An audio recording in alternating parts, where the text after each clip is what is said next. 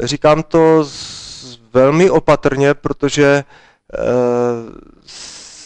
je to můj pohled, můj názor a docela upřímně ještě nikdo nikdy nevydal nějaké vědecké pojednání, kde by popsal základy, principy, na jakých to funguje. A my se k tomu dostaneme, proč to docela dobře nejde vědecky zkoumat. Takže pomocí proutku nebo kyvadla, to je totiž úplně jedno, já jsem potom nepoužíval ani proutky, ani kyvadlo, protože mně stačilo natáhnout ruku a to fungovalo taky, nebo to potom už vnitřně člověk cítí, takže to je jenom pak otázka, že brzy přijde na to, že nepotřebuje tady ty pomůcky. Ale pomocí, jak jsem říkal, kyvadla nebo proutku lze najít vodu, kabely, poklady, jde s tím určovat diagnózu, to znamená, na co čím člověk trpí, dokonce je možné pomocí proutku nebo kyvadla určit i léčebné metody, dokonce bylinky, k tomu se také dostaneme. Lze s tím dělat spoustu dalších věcí. Co je zajímavé, chtěl bych předeslat, co je zajímavé, že pokud zjišťujete věci, které jsou v současné době nebo se odehrály v minulosti, tak je to poměrně přesné. Nikomu to nefunguje na 100%, ale je to poměrně přesné. Pokud se to má týkat budoucnosti, tak to je věštění z křišťálové koule. Vyjde anebo nevyjde. Neříkám, že nikdy nevyjde, ale to o přesnosti bych už vůbec nemluvil. A teď bych vás chtěl seznámit s tím, jak já jsem s těma proutkama pracoval, protože bych vám potom chtěl položit otázku. Takže prosím o vaši pozornost. Jednou mě pozval kamarád stavěl dům ve Veverské Bytyšce a potřeboval najít studnu, taková triviální klasická záležitost. A protože to byl dobrý kamarád, tak já jsem chtěl, aby to byla studna s nejlepší pitnou vodou, která se na jeho pozemku nachází. A tak první, co jsem udělal, tak jsem si ten pozemek prošel křížem krážem s proutkama a v duchu jsem si říkal, hledám pitnou vodu pro kojence. Ten proutek umí rozlišit kvalitu vody. Takže tak jsem to chápal. Ale tak to i bylo. No a když se mi podařilo narazit někde na tom pozemku na ten pramen, tak teď bylo důležité pro mě ten pramen vytrasovat po celém pozemku, kudy vlastně teče, protože on měl nějakou představu o tom, jak bude vypadat jeho zahrada, kde co by asi chtěl mít, tak nemůže uprostřed, já nevím, kde má mít krb a grilování, tak tam nemůže stát studna, protože se mu to tam zrovna nehodí.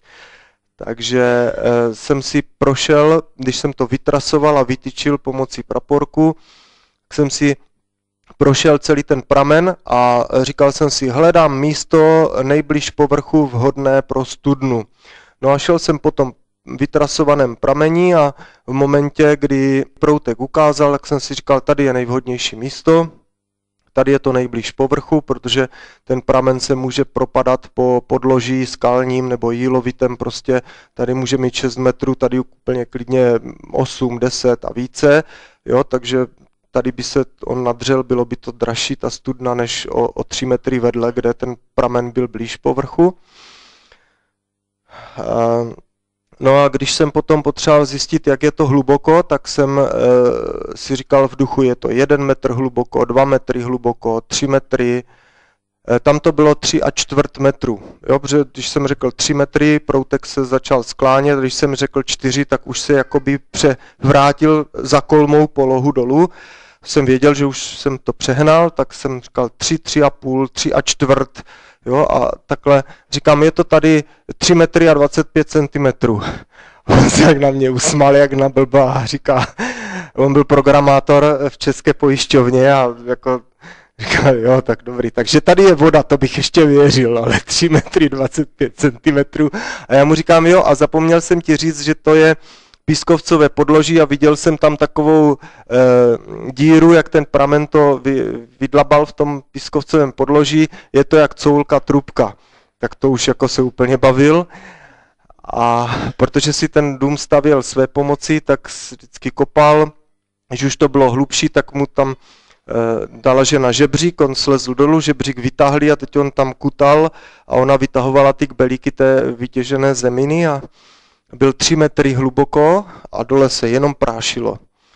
A pak zaťal krumpáč a než mu žena podala žebřík, tak byl pokrk ve vodě, protože to tam stačilo natéct. Takže takhle na stejném principu vlastně hledal studnu i můj bratr a co jsem dělal s některými kolegy, tak to dělali podobně. Socha, tady mám poznámku. To jsme byli u rodičů těch mých kamarádů z Jihlavy, oni se pak přestěhovali tam někde ke Znojmu. Maminka byla učitelka, tatínek pracoval jako nějaký mechanizátor v JZD tenkrát a dostali služební byt a to byl takový starší dům, tak už takových 150 let starý a oni, když ho rekonstruovali, tak na půdě našli dřevěnou sochu, to byla nějaká Panny Marie nebo něco takového, bylo to tam zaházené, zašlé, tak oni to nechali restaurovat a měli to postavené ve výklenku mezi okny, měli prostě tu sochu v obýváku postavenou. No a my jsme seděli tenkrát v kuchyni, ty rodiče taky a teď já jsem vyprávěl tady ty historky z natáčení a kluci vyprávěli a ten tatínek furt poposedával čím dál tím víc a pak říkal, hoši, tak jako už mě přestaňte tahat za nos, jo, protože to jsou kraviny, to prostě si vymýšlíte, to takhle, to jste nikdy nemohli prožít. A pak říká, víš co, já si tě vyzkouším. Tak mě vzal do toho obýváku, postavil mě před tu sochu a říká mě, jak je ta socha stará. No já se přiznám, že z umění a z historií moc nekamarádím, takže jsem si říkal, no socha, tak aspoň 100 let to mít bude, to jsem tak odhadl, tak jsem vzal proutek a říkám, pochází to z 20. století, proutek nic. Pochází to z 19. století, proutek se vohnul. Říká, aha, 19. století, tak rok 1800, 1810, 20, 30, no bylo to 1865, mi proutek ukázal. Tak mu říkám, no je to asi z roku 1865.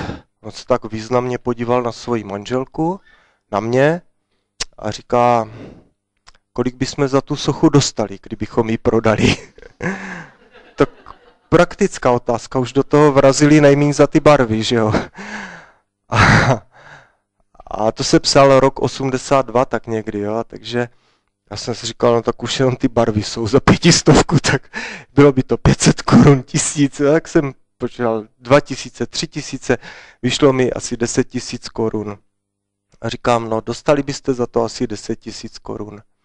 Se tak podíval na manželku a říká, no, my jsme to měli v Praze u odhadce a on nám říkal, že kdyby se nám to podařilo propašovat do Německa, tak bychom za to dostali asi 1000 marek. Tenkrát byl kurz 9 až 10 korun za marku. Jo. Když já jsem se léčitelstvím moc nezabýval, to mě až tak nezajímalo, ale pokud nějaký známý ho bolela hlava nebo takhle, tak to jsem řešil. A protože já jsem vyučený automechanik a tomu, jak to tady funguje, moc nerozumím, tak jsem si to napsal na papír, játra, slezina, mozek, jo, takový ty, abych to jsem někde vyčet, že to všecko máme v sobě. A pak, když on přišel, je tady bolí a to, já jsem si říkal, tak, a měl jsem to očíslovaný, tak jsem si říkal, má problém s 1, 2, 3, jo, a když jsem třeba řekl 15, tak to kývadlo se začalo točit, říkám, 15, slepý střevo, jo, takže a vy se smějete, ale to fakt fungovalo, to fakt byla pravda.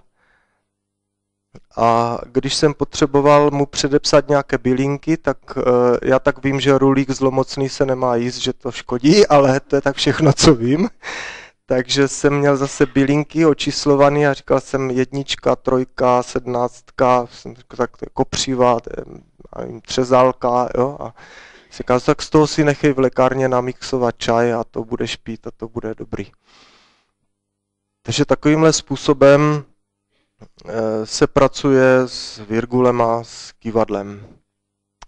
Teď bych se vás chtěl zeptat, co musí ten proutkař udělat, aby dostal informaci, kterou potřebuje? Prosím?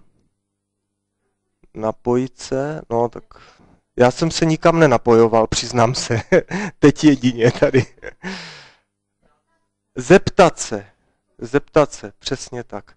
Musíte umět položit správnou otázku, to je celé. Ten proutek má 2 možnosti, ano, ne. Jo? Neumí mluvit, takže ano, ne. Takže musíte klást otázky tak, aby odpověď na to byla ano nebo ne. To je celé. Tak jednoduché to je. Fakt, takhle to. Můžu se zeptat, jestli jste třeba někdo zkoušeli s virgulema dělat, máte takovouhle zkušenost, taky vám to tak funguje? Když se... A funguje to na principu otázek? Funguje. Ano, dobře to funguje. Nejsme jediní 2, kterým to takhle funguje, když se na přednáškách občas ptám, tak lidé říkají, jo, mně to taky tak funguje. Takže fakt, já tady mám sice připravený nějaký výtažky z časopisu, že i jiným to tak funguje, ale nebudu vás tím zdržovat. Takže ano, funguje to na principu doptávání se. Velmi jednoduché. No a když jsem došel v těch úvahách takhle daleko, tak jsem si říkal, no tak co je zdrojem informací? Začal jsem uvažovat, říkal jsem nějaké pole, záření, energie, nevím. No a pak jsem použil rozum a začal jsem přemýšlet a říkal jsem si, no tak když ten pramen protéká tím podložím, tak řekněme, že tam může být změněné geomagnetické pole Země, nebo nevím, moc tomu nerozumím, něco tam může být prostě změněné. Že by ten senzibil, jak se těm proutkařům říká, senzibilní, že je citlivý na takové věci, takže by mu ten proutek jako ukazoval. To by mohlo být. V podstatě ty geomagnetické anomálie se dneska dají měřit přístroji, geodeti, geofyzikové to používají. No jo, ale už mě není jasné, jak to záření, pole nebo energie může vědět, že od povrchu je to vzdáleno 3 metry 25 cm. Protože kdyby vedle mě stál kolega z Anglie, který měří ve feetech, ve stopách, což je asi nějakých 33 cm, tak mu to záření to přepočítá do feetu. Ale když on řekne, já nevím, plácnu 10 stop, tak to fakt bude odpovídat v metrické soustavě 3 metry 25. No, potom to záření, pole nebo energie musí mít inteligenci. Nebo si vemte ten seznam těch nemocí nebo těch orgánů, bylinek. Jo, já jsem se ptal, ta nemoc je 1, 2, 3 a že mi to kývadýlko ukázalo, tak je to 17, 15, jsem si přečetl, co to je a kolega vedle by to měl očíslované jinak nebo používá jinou technologii, ale v principu je to též. Takže to záření, pole nebo energie musí umět ten seznam přečíst a vědět, že pod číslem 1 je tohle a musí hlavně vědět, co tomu člověkovi je, spárovat to s tím mým seznamem a říct mi, máš to tady na 17. Jo. Bylinky to už vůbec, nebo ta socha, vemte si, je možné, že by z té sochy vycházelo nějaké záření, pole nebo energie, například kdy ten strom byl poražený a tím pádem přestal růst, žít. Existují metody, třeba četl jsem o radiokarbonové analýze uhlíkem C14, se měří, známe poločas rozpadu toho radioaktivního prvku a tenhle ten uhlík C14 je v ovzduší a známe přesnou koncentraci, takže každá živá bytost má v sobě přibližně rovnou koncentraci toho uhlíku. Dokud žije, tak ho totiž trvale přijímá z atmosféry. Jakmile zahyne, tak se skončí doplňování toho uhlíku a ten uhlík se běžně rozpadá, jenomže teď už se nedoplňuje, takže stačí změřit, kolik ho tam zůstává a dá se z toho poměrně přesně spočítat, kdy se přestal doplňovat ten uhlík, tím pádem, kdy ten organismus přestal žít. Je možné, že by ten senzibil byl citlivý na nějaké takové záření, nějak to prostě dokázal, no připustme, že by to mohlo být. Ale víte, co mně není jasný? Jak to záření, pole nebo energie může vědět, že v současné době se za tu sochu dá utržit 10 000 korun? Ceny se pohybují. A takovou pro mě teda jednoduchým uvažováním jsem došel k přesvědčení, že zdrojem informací musí být nějaká inteligence. A protože pole, záření ani energie doposud nevíme, že by bylo inteligentní samo o sobě, došel jsem k přesvědčení, že zatím musí stát nějaká inteligentní bytost. Podobně to funguje u léčitelů. Dneska se to nazývá různě biotronika, má to takové poměrně vědecké názvy. Moje babička to znala pod názvem spiritismus a okultismus, ale nechci předbíhat ještě. Statistiky obecně říkají, že až 80% populace v sobě objeví tyhle senzibilní schopnosti. To je poměrně vysoké číslo, 80%. A když jsem se nad tím zamyslel, tak jsem si říkal, tak 80% lidí má tyhle schopnosti. A protože tenkrát už jsem četl Bibli a já věřím, a to je můj subjektivní názor, že Bibli nechal napsat Bůh, který mi dal život a on ručí za ty informace, že jsou pravdivé, tak já jsem začal přemýšlet. A já vám tady přečtu jeden verš z Matoušova evangelia. Totiž Ježíš Kristus postavil své učedníky do podobné situace a já bych se s vámi chtěl zamyslet nad tou situací. Kdo si děláte poznámky, tak Matouš 10. kapitola, 1. verš. Zavolal svých 12 učedníků a dal jim moc nad nečistými duchy, aby je vymítali a uzdravovali každou nemoc a každou chorobu. Když jsem četl i jiná místa Bible, tak tam vždycky bylo zdůrazněno, že člověk nemá nadpřirozené schopnosti a pokud má dělat nadpřirozené věci, potřebuje od nadpřirozené bytosti k tomu ty schopnosti dát. A to vždycky. Takže to, že zatím stojí nějaká inteligentní bytost, už mi bylo jasné. A teď jsem chtěl vědět, komu já jsem ty 3,5 roku podával ruku. A s kým jsem se kamarádil. Četl jsem opět Bibli, hledal jsem na to odpověď a dověděl jsem se, že kromě Boha existuje ve vesmíru ještě strana vzbouřenců, kteří se vzbouřili dokonce před ještě existencí naší země, postavili se proti Bohu a i oni se snaží ovlivňovat a zasahovat do našeho života. A já jsem si říkal, dobře, takže jsou tu vlastně jakoby dvě nadpřirozené strany, tak s kterou já jsem to teda kamarádil. A já bych si dovolil aspoň přečíst jeden text, kdo si děláte poznámky, tak je to 5. kniha Mojžíšova, 18. kapitola od 9. po 11. verš. Že 5. Mojžíšova, 18. kapitola od 9. po 11. verš. Jenom předešlu, trochu popíšu situaci. Mojžíš vedl izraelský národ někdy kolem roku 1450 před Kristem, se datuje Exodus, vedl je na boží příkaz pouští do zaslíbené země. Po 40 letech oni dorazí na hranice zaslíbené země a Pán Bůh jim přes Mojžíše dává jakési, jak bych to řekl, jakýsi manuál, jak se chovat a jak používat tu zemi, kterou dostanou darem. A tady je vyňatek z toho manuálu.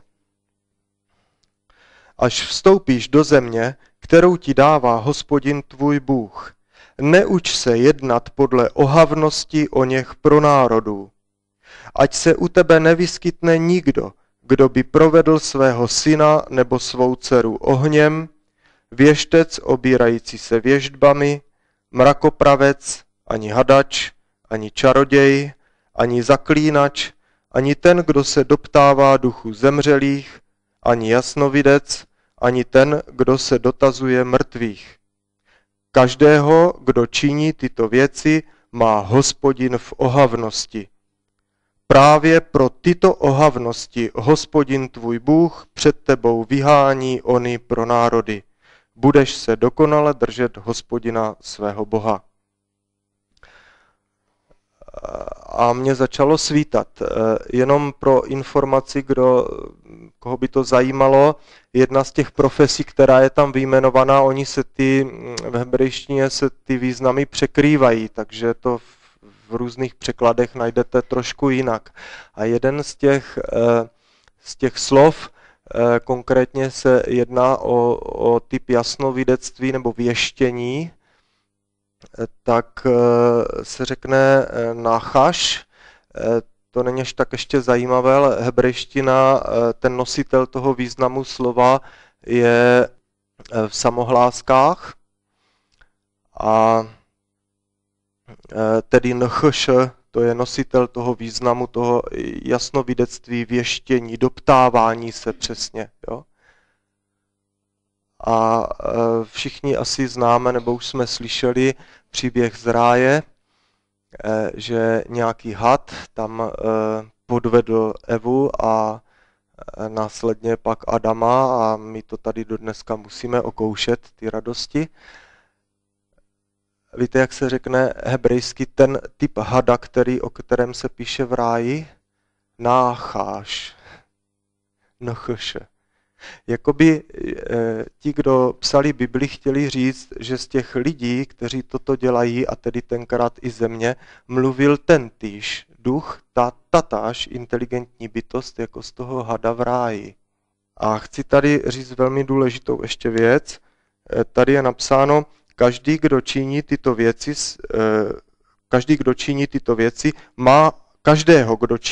věci, má Hospodin v ohavnosti. Kdyby mě Pán Bůh měl, nebo kohokoliv jiného, kdo tyto věci činí v ohavnosti, tak já už tady 30 let nejsem. On má v ohavnosti toho, kdo za těmi lidmi stojí. Proto mě mohl zachránit a nejenom mě, ale i jiné lidi, kteří propadli spiritismu, okultismu, psychotronice, ale když pochopili, chtěli z toho ven, byli zachráněni. Já jsem nevěděl, do čeho strkám hlavu a naprostá většina mých dnes bývalých kolegů to také neví. To není schválně.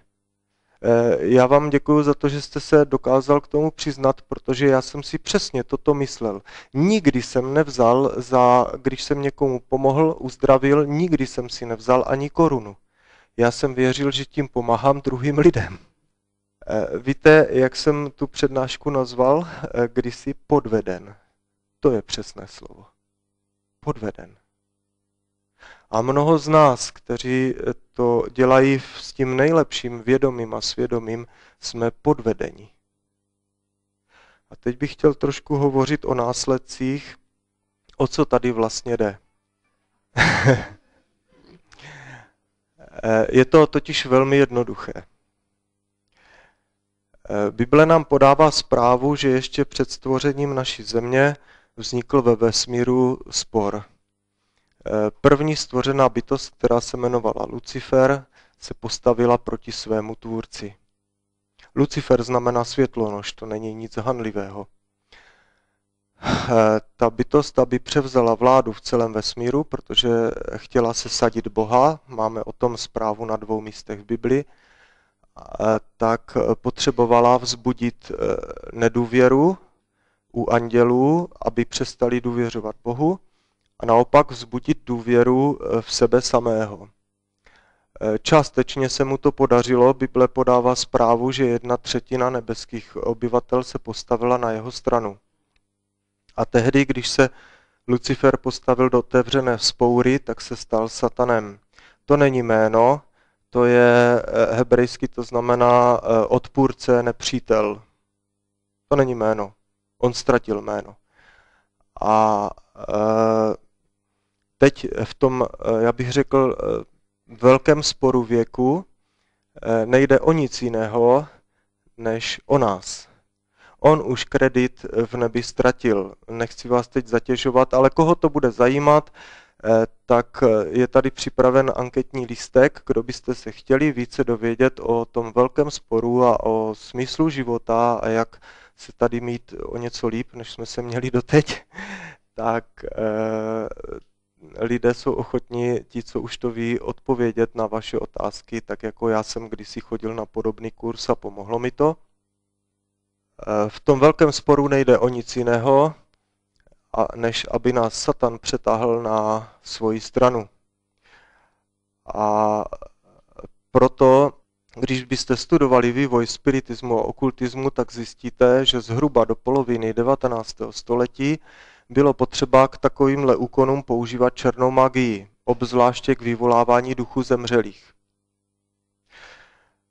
Zhruba v polovině 19. století přichází Darwin s evoluční teorií a svět už má dost křesťanství, církve, která ve středověku vládla poměrně tvrdou rukou, má dost tmářství, má dost a s tím všeho spojeného, to znamená i černokněžství, čarodějnictví, jo, která z těch děvčat tenkrát měla firmu otevřenou, tak jim přestali chodit zákazníci, takže bylo potřeba s tím něco udělat, jestli si má Satan udržet vliv na celý svět. A tenkrát se datuje, že ve Spojených státech poprvé byly položeny základy moderního spiritismu. Tuším, že se ty paní jmenovaly, byly to sestry Foxovy a poprvé slyšeli, že duch zemřelého se s nimi domlouvá klepáním. A nebylo třeba žádného zaklínání, žádné černé magie, žádného upsání se satanovi vlastní krvi, aby dosáhli téhož cíle. Takže proto, aby si Satan a ta strana vzbouřenců udržela vliv na naše mozky a na naše životy, a vzpomeňte si, co jsem vyprávěl o sobě a nejsem jediný, jeden z mých kolegů už to tenkrát nevydržel a na rovné silnici se rozjel autem proti stromu, už nežije. Někteří to řeší takhle, protože předtím neutečete. Ani v noci, ani ve dne. Neutečete. To nejde. Takže aby měl Satan vliv čím dál tím větší na náš život, tak věci, které dřív se museli dělat za pomoci černé magie, dneska děláte takhle. A tak vám chci říct, že mám tady i nějaké statistiky. Tuším, že ten člověk se jmenoval doktor Širjajev a v 90. letech vystupoval v postsovětské televizi státní. A měl vždycky jako půl hodinku, kde lidem jako dával dobrou náladu a pumpoval to do nich a tak. A, jak říkám, postsovětský svaz a ti lidé zrovna nebyli nakloněni nějakým duchovním věcem, takže a tudíž ani k tomu neměli ani podezření. Ale přesto se nějaká lékařská komora rozhodla udělat statistický výzkum, jak blahodárně působí doktor Širjajev na ruskou populaci a zjistili zajímavou věc, že následný den po jeho seancích se zvýšil počet dopravních nehod. Následný den, ne potom, jako natrvalo. Více lidí vyhledalo psychiatrickou pomoc, bylo více infarktů a více sebevražd. To je statistický výzkum. A teď zase logicky bych čekal otázku, no dobře, ale když to má jenom takový zhoubný vliv, tak je to blbost, protože můj známý byl u léčitele a ten mu pomohl a natrvalo mu pomohl. Ale ano, samozřejmě. Jako kdyby to mělo jenom zhoubný vliv, tak ti lidé jsou bez klientely. I já bych byl bez klientely tenkrát. Takže ode mě si lidé odnesli uzdravené bolesti hlavy a kloubů a zároveň větší vliv té bytosti, která za mnou stála a tyto věci dělala, do svého života. A to je přesně princip, jak funguje léčitelství. Já jsem to nevěděl, tenkrát znova podtrhuju, byli jsme podvedeni a je nás a bylo nás víc. Ale takhle to funguje. A jestliže Bůh říká, že s tím nemá nic společného, tak já jsem ho vzal smrtelně vážně. No a teď otázka, dobře, tak když bych se rozhodl nepoužít služeb proutkaře, léčitele, tak ale koupím chalupu, budu stavět dům a vodu mě najde kdo? Tak co s tím? Já jsem ten text nedočetl do konce. Takže 5. Mojžíšova 18. kapitola, budu číst 14. a 15. verš. Předtím jsme četli to varování, že Bůh za těmi praktikami nestojí a ten, kdo za nimi stojí, se Hospodinu hnusí. Tyto národy, které si podrobíš, poslouchají mrakopravce a věštce, ale tobě to Hospodin tvůj Bůh nedovolil. Hospodin tvůj Bůh ti povolá z tvého středu, z tvých bratří proroka, jako jsem já, jeho budete poslouchat. A Bible zcela jasně ukazuje, že tím prorokem se po 15 stoletích stal Ježíš Kristus, Boží syn. A já bych vám chtěl říct dobrou zprávu. Potřebujete najít vodu, vyřešit problém se studnou. Vzpomínám si, jak jedna sestra mi říká, koupila domek na vesnici, ona už byla sama na důchod a koupila domek na vesnici, kde nebyla voda a bylo to navíc v tak prudkém svahu, že studna, tam byla obecní studna, tam byla asi nějakých skoro 100 metrů pod jejím domkem, sice to bylo z kopce, ale s tím kbelíkem vody do kopce. A protože jí bylo už přes 70 roků a ona pořád ještě pracovala jako pečovatelka a starala se o důchodce, tak už ale jí to zmáhalo a hlavně v zimě jí to zmáhalo, když bylo náledí. A tak se modlila, říká, Pane Ježíši, prosím tě, pomož mi s tou vodou. Já vodu nemám, ale potřebuju mít darlinka, potřebuju prostě mít vodu v baráku. A očekávala, že Bůh se k ní přizná. No a tak vám, toto se odehrálo ještě v době komunismu a tak vám jednou potkala předsedu Národního výboru na návsi a on jí říká, paní Bočková, vy se nám tak hezky staráte o ty naše důchodce a vy v tom domečku nemáte vodu, vidíte. No vidíte, a přes zeď, tam byl totiž sousedilo to s Národním výborem, my máme v průjezdu studnu, tak víte co, tak prorazíme díru přes zeď a napojíte se na náš darling. Já neříkám, že vždycky vedle vašeho pozemku je nějaká studna, na kterou se lze napojit, ale tam je vždycky řešení. Jo, na to chci ukázat, když Bůh říká, těm lidem nevěnujte pozornost, nedávejte jim svůj život v šanc, nebo tomu, kdo za nimi stojí, ale jděte k tomu, který se fakt postará, tak se fakt postará. Ještě aspoň jedna taková zkušenost.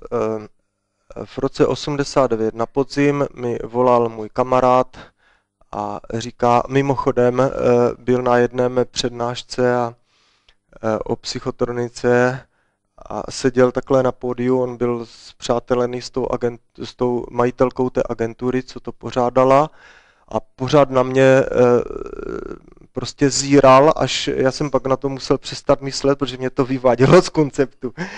A pořád na mě zíral a potom přišel a říká, no, jestli je pravda, co jste říkal, tak já jsem vyděšený. A pořád nad tím důmal a říká, prosím vás, mohl bych vás poprosit, já bych přišel na návštěvu, já bych chtěl zkusit vám udělat diagnostiku. On dělal automatickou kresbu a pomocí toho dělal diagnostiku, to vám ta ruka sama kreslí. A já bych to chtěl fakt zkusit. A jestli se mě to na vás nepovede, protože vždycky se mě to na každém povedlo, tak já uvěřím tomu, že prostě máte pravdu. Já to zkrátím, nepovedlo se to ani poprvé, ani po druhé. A když s tím ten Jirka chtěl přestat, tak začaly neuvěřitelné problémy v jeho životě. Ale neuvěřitelné problémy. A on přednáší na vysoké škole matematiku, tenkrát byl asistentem a přemýšlel a jemu to došlo. On říká, ale jak by nějaké hloupé záření mohlo vědět, že já teď chci s tím skončit? Jak by mi mohlo začít dělat problémy? No a tak ten Jirka mi volal a říká, víš, mám kamarádku, už 8 let, je alkoholička těžká, pije jak duha. Děvče, který mu bylo asi 28 roků, než se propadla do toho alkoholismu, tak měla 4 státnice z jazyků, byla velmi nadaná na jazyky. Kdysi to bylo velmi hezké děvče, dokonce pro nějaký západoněmecký časopis ji fotili jako dětskou modelku, oděvní časopis, a on říká, víš, prodělala 2 protialkoholní léčení a je to beznadějný případ, ona už je tak zničená, že má výpadky vědomí, ona zapomene, on si jde uvařit čaj, pustí plyn, ale už neškrtne, jo? Nepostaví tam hrnek a odejde z té kuchyně. No a když to rodiče takhle několikrát zachránili na poslední chvíli ten rodinný domek, tak, a ona propadala ještě záchvatům agrese, tak se rozhodli, že ji nechají zbavit své právnosti a umístí do léčebny, protože už s ní nemohou žít, to prostě bylo nebezpečné. No a on mě říká, prosím tě, nemohl bys jí nějak pomoct? Říkám, jak já jí můžu pomoct? Já nejsem ani psycholog, ani lékař, já nemám ani žádnou moc jí uzdravit, já jí nemůžu vůbec nic. Co já pro ní můžu udělat? A pak jsem si říkal, no počkej, ale jestli tebe Bůh zachránil takovou trosku lidskou, jakou jsi byl, teď ji může postavit na nohy, tak to ještě nevzdávej, ale řekni aspoň, co Bůh pro tebe udělal. Jsem říkal, že bych teda ji navštívil, ale že jí nemůžu pomoct, jenom jí můžu říct, jak já jsem Pána Boha poznal, jaký on je a co všecko dělá pro lidi, kteří už došli na sám konec života. No a nám přišel, ona se zrovna vrátila z tahu, protože posledních několik let to fungovalo tak, že jí popadla nezřízená touha pít, chlastat přímo, že ona se odešla do té party, kde jí prostě nalívali alkoholem, tam to vydržela několik dní a ona pila v kuse, jo? Ona nejedla, jenom pila a tvrdý alkohol a pak začala zvracet krev, takže začalo jí být zlé a začala ztrácet vědomí, tak se dovlekla domů, den zvracela, pak druhý den do sebe dostala jogurt a na večer jí popadla nezřízená touha pít a na 3 dny zmizela. Takhle to bylo několik let už. Jo. To byla lidská troska. Já když jsem ji potkal, ona měla nohu tak silnou, lítko, jako já mám ruku. To byla lidská troska. Jediné, co na ní bylo původní, byly ještě vlasy. Zuby už byly umělé, protože to už vypadalo během těch 8 let. A protože den předtím se vrátila z tahu, takže ona co 10 minut odcházela zvracet na záchod, tak jsem pochopil, že toho člověka nemůžu déle zdržovat jak 30 minut, protože to nejde víc. Tak jsem mi říkal, Petro, já ti pomoct nemůžu, ale vím o někom, kdo ti chce pomoct. Nehledě na to, co jsi dělala, na to on se nedívá, s tím on problém nemá. Já jsem vám totiž zapomněl říct, že ke konci své zkušenosti jsem praktikoval černou magii. Takže Bůh s tím problém neměl, když mě zachránil. A tak jsem jí říkal, on nemá problém s tím, čím si prošla, co si všecko zvládla už udělat ve svém krátkém životě, ale jedno potřebuje, abys mu uvěřila, přestala se ho bát. Ona nebyla věřící, byla ateistka. Já říkám, víš, můžu ti říct svoji zkušenost, co já jsem prožil, tak to, co jsem vám tady vykládal asi hodinu, tak jsem zkusil srazit do 15 minut a vysvětlil jsem jí to a pak říkám, Petro, chtěla bys, abych se za tebe modlil, abych poprosil, aby Bůh ti dal milost, jako dal mě milost. A ona říká, chtěla bych. A začala mi vyprávět zkušenost, rok předtím prožila delirium tremens. Já jsem si vždycky z toho dělal jako každý hroznou legraci, že to vidíte ty bílé myšky, tak to s tím nemá nic společného. To umíráte zaživa a víte, že právě končíte, že už to nepřežijete. Tak mi to popisovala. A to, když na ní padlo ta úzkost a sevřelo se jí všechno, začalo se jí zastavovat srdce, tak padla na kolena, ač byla nevěřící a volala, Bože, nenech mě takhle zemřít, prosím tě. No a to přestalo postupně, takže to přežila. A řekla, abych se za ní modlil, tak jsem se za ní modlil a říkal jsem, a chceš, abych se za tebe modlil i doma a zase tě navštívil, že jo? Tak jsem to řekl doma manželce, modlili jsme se za ní, aby jí Bůh dal milost, protože on je hojný v milosrdenství. A abych to zkrátil, pochopil jsem, že takhle nemocného člověka je potřeba navštěvovat alespoň 3x, 4x týdně, jinak to nemusí dobře dopadnout. A ona si to ale přála, já jsem se jí nevnucoval. Abych to zkrátil, měsíc od první návštěvy, když jsem ji navštívil, po těch mnoha návštěvách uběhl měsíc a tam přijdu, ona se na mě usmívá a říká, Martine, včera mě Bůh uzdravil. Já říkám, fakt? A říká, ano, já jsem úplně ztratila touhu pít, ale úplně. 14 dní na to si sehnala práci, protože bylo před Vánocama v 89. na D1 u 9 křížů, její známý měl obchod s českým křišťálem. Poprosil jí, že tam potřebuje posílu, že teď tam jezdí hodně cizinců, nakupují vánoční dárky, jestli by tam vypomáhala jako prodavačka. Půjčil jí auto z půjčovny, ona tam jezdila jako prodávat té prodejny a neuplynul ani týden a měla defekt, praskla jí pneumatika, to už ale mrzlo pěkně, takže to odstavila na bok, zavolala těm známým do toho obchodu, co se jí stalo, oni počkej tam, my pro tebe přijedeme, my to spravíme, nestarej se o to. Jenže ona tam promrzla, protože to už byl mráz a fičilo tam pěkně, takže ji dovezli promrzlou, přitáhli ji k baru a říkali, dej si panáka, ať rozmrzneš.